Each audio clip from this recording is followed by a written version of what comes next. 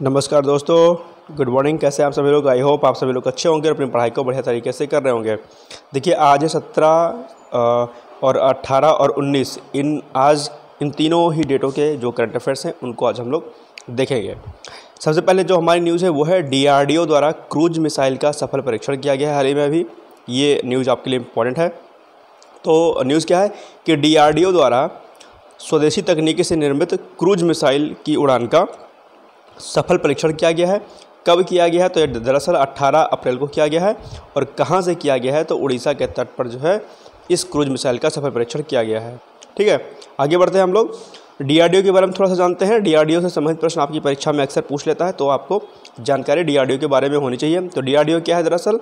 तो DRDO जो है वो है आपका, यह रक्षा मंत्रालय का R&D विंग है जो अत्याधुनिक रक्षा प्रौद्योगिकियों और महत्वपूर्ण रक्षा प्रौद्योगिकियों और प्रणालियों में आत्मनिर्भरता हासिल करने के लिए भारत को सशक्त बनाने के लिए है। ध्यान रखिएगा, ठीक है। अगर हम लोग DRDO के गठन की बात करते हैं तो 1958 को DRDO का गठन किया गया था। ये प्रश्न भी आपके लिए इम्पोर्टेंट है, यहाँ से भी प्रश्न बनता है अक्सर। ठीक है, ध्यान रखिएगा। चलिए आगे चलते हैं।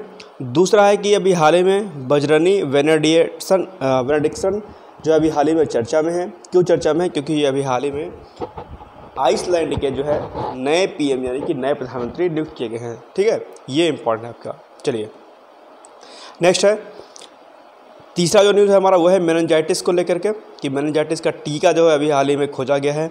सबसे प्रथम देश, पहला देश कौन सा बन गया इस टीके की खोज करने वाला? तो बन गया है आपका नाइजीरिया। यानी कि नाइजीरिया ने मेनिंजाइटिस के लिए वैक्सीन बनाने वाला ये पहला देश बन गया। आपको बता दूं कि मेनिंजाइटिस जैसी बीमारी से नाइजीरिया में बहुत ज़्यादा लोग ग्रसित हो रहे थे और जो है इससे जो है बहुत नुकसान हो रहा था। ठीक है, इसके अलावा मेनिंजाइटिस के बारे में आपको पता होगा कि मस्तिष्क संबंधी जो है दरअसल ये बीमारी है। और जिस टीके की खोज की गई उस टीके का नाम क्या है?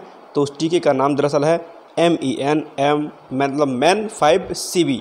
ठीक है, ये वैक्सीन भी याद रखिएगा, पूछ सकता है परीक्षा में।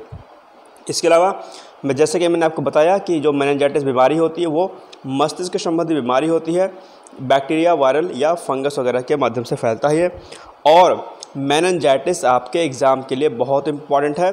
GS में साइंस वाले पोर्शन में मेनिंजाइटिस से प्रश्न आपसे पूछता है, ध्यान रखिएगा। ठीक है, तो आप लोग इसको नोट डाउन कर लीजिएगा तुरंत।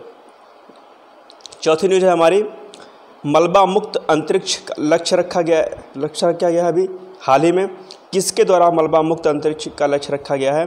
तो ये दरअसल इसरो के द्वारा लक्षित किया गया है। लक्ष्य क्या है? वर्ष 2030 तक, यानी कि जो अंतरिक्ष में जो मलबा है, यानी कि जब भी कोई आप चीज़ मिसाइल वगैरह या कोई चीज़ जब वहाँ पर छोड़ते हैं, कोई उपग्रह वगैरह, तो उसके जब वो चीज़ वहाँ से ख़राब हो जाती है, यानी कि जब उसका टाइम आउट हो जाता है तो उसके बाद उन टुकड़ों को जो है वो चीज़ें वहाँ पर पड़ी रहती हैं, या कोई चीज़ जब ब्रेक हो जाती है वहाँ पर जाते समय, तो सारे मलबे दरअसल वहाँ पर रहते हैं, अंतरिक्ष में रहते हैं।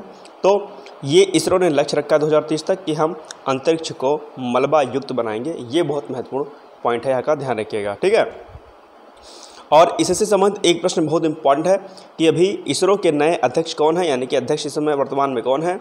तो S सोमनाथ जी जो है इसरो के अभी अध्यक्ष है। यहाँ से प्रश्न बनता है, मोस्ट इंपॉर्टेंट है, ध्यान रखिएगा। ठीक है, नोट डाउन कर लीजिएगा, GS में यह प्रश्न पूछता है आपसे। लक्ष्य इसका ध्यान रखिएगा 2030 तक। ओके, पांचवी न्यूज हमारी है कि तीसरा लता दीनानाथ मंगेशकर पुरस्कार अभी हाल ही में दिया गया है। किसको दिया गया है? ये प्रश्न भी आपके एग्जाम के लिए मोस्ट इंपॉर्टेंट है। यहाँ से प्रश्न आपका पक्का बनेगा क्योंकि ये पुरस्कार दरअसल बहुत ही इंपॉर्टेंट है। ठीक है, तो इस बार तीसरा लता दीनानाथ मंगेशकर पुरस्कार किसे दिया गया है? तो ये दिया गया दरअसल आपको अमिताभ बच्चन जी को दिया गया है। पहला जो इसकी शुरुआत हुई थी वो वर्ष 2022 में इसकी शुरुआत हुई और नरेंद्र मोदी जी को इसको दिया गया था। दूसरा जो पुरस्कार दिया गया वो 2023 में दिया गया, और किसको दिया गया था? आशा भोसले जी को दिया गया था। ठीक है, तो पहले पर नरेंद्र मोदी जी को दिया गया था, दूसरे पर आशा भोसले जी को, और इस बार तीसरी बार अमिताभ बच्चन जी को जो है ये पुरस्कार दिया गया है। स्वर कोकिला लता मंगेशकर जी की याद में जो है इस पुरस्कार की शुरुआत की गई थी वर्ष 2022 में, ध्यान रखिएगा। तो ये प्रश्न आपके लिए इम्पोर्टेंट है। लास्ट जो प्रश्न है ये है, कुवैत के अभी नए CM बने हैं। कौन बने हैं? तो इनका नाम बहुत बड़ा है, ज़रा ध्यान से रखिएगा याद। तो इनका नाम है शेख अहमद अब्दुल्ला अल अहमद अल सबा। ठीक है, ये अभी हाल ही में कुवैत के नए CM बने हैं, ध्यान रखिएगा। ये आपके लिए इम्पॉर्टेंट है। अब एक छोटा सा जीएस का प्रश्न जो कि बहुत आसान है, मुझे लगता है कि आप इसका आंसर जरूर देंगे। तो विश्व जल दिवस यानी कि वर्ल्ड वाटर डे कब मनाया जाता है? आपके ऑप्शंस हैं ए 21 मार्च, बी 22 मार्च, सी 21 फरवरी या डी 22 फरवरी। ये आंसर आपको कमेंट बॉक्स में जाकर के देना है, ये आपके लिए महत्वपूर्ण है। इसके अलावा आपको बता दूं कि अगर आप आर की तैयारी करते होंगे तो आर के लिए हमने जो है एसए का बैच लॉन्च किया है। एसए आप लॉगिन कर सकते हैं। साथ ही साथ में UPPCS mains answer writing program को भी हमने लॉन्च किया है। अगर आप उसको भी पार्टिसिपेट करना चाहते हैं तो कर सकते हैं। मेंस की दोनों परीक्षाओं में अभी बहुत टाइम है, हालांकि प्री वाले डेट में भी अभी बहुत काफ़ी टाइम है, तो आप अपनी तैयारी को बढ़िया तरीके से कर सकते हैं। ठीक है, फिर ऑल द बेस्ट, मिलते हैं कल। तब तक के लिए जय हिंद, जय Bharat. Thank you so much.